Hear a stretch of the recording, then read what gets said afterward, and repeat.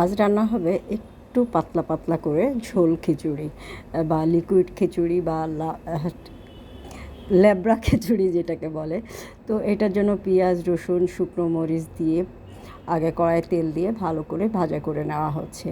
আর এই পাতলা ঝোল খিচুড়ির ভিতরে আমরা আলু দিয়ে, যে কোনো খিচুড়িতেই আমরা আলু দিই, তো আলু ছোটো ছোটো করে কেটে নেওয়া হয়েছে এবং কাঁচামরিচ দিয়ে ভালো করে এই আলুটাকেও কষিয়ে নিতে হবে। এবং এটার ভিতরে রসুন বাটা, একটু আদা বাটা, একটু জিরা বাটা দিয়ে এবং একটু গরম মশলা বাটা দিয়ে ভালো করে আলুটা কষিয়ে নিতে হবে এবং হালকা একটু পানি দিয়ে সিদ্ধ করে নিতে হবে বা কষিয়ে নিতে হবে যেন আলুটা ভালো করে সিদ্ধ হয়ে যায়।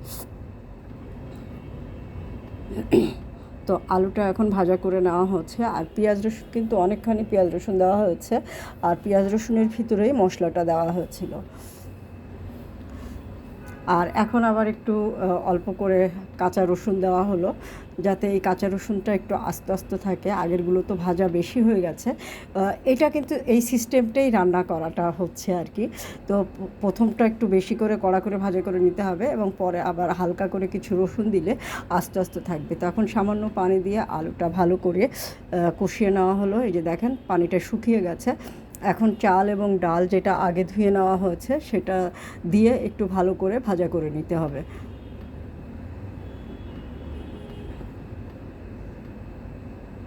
তো এভাবে যদি আপনারা খিচুড়ি রান্না করেন, সাথে একটুখানি পেঁয়াজ আর একটা ডিম ভাজা হলে এক প্লেট ভাত খেয়ে ফেলতে পারবেন উদর পূর্তি করে। আর ডিম ভাজা না হলেও চলবে, খেতে কিন্তু ভালোই লাগবে। আমরা শুধু খেয়েছিলাম এটা একেবারে ডিম ছাড়া, ভাজা যে কোনো রকমের ভাজা ভাজি ছাড়া শুধুমাত্র একটু লিকুইড খিচুড়ি খেয়েছিলাম। খেতে খুব টেস্টি হয়েছিল। তো ভালো করে ভাজা হয়ে গেছে, এখন পরিমাণ মতো পানি অ্যাড করা হলো।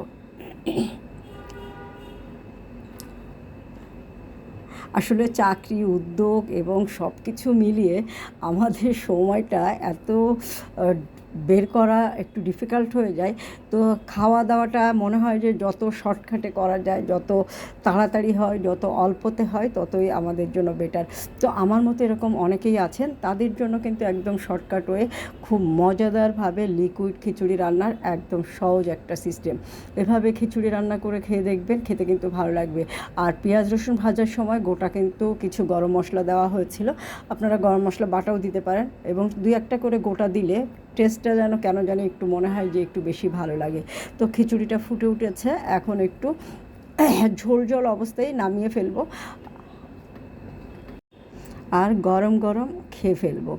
খুব ভালো লাগবে খেতে। বৃষ্টি হলে, হালকা যদি বাইরে বৃষ্টি হয়, এরকম একটু ল্যাবড়া খিচুড়ি সাথে যে কোনো ভাজি খেতে পারেন।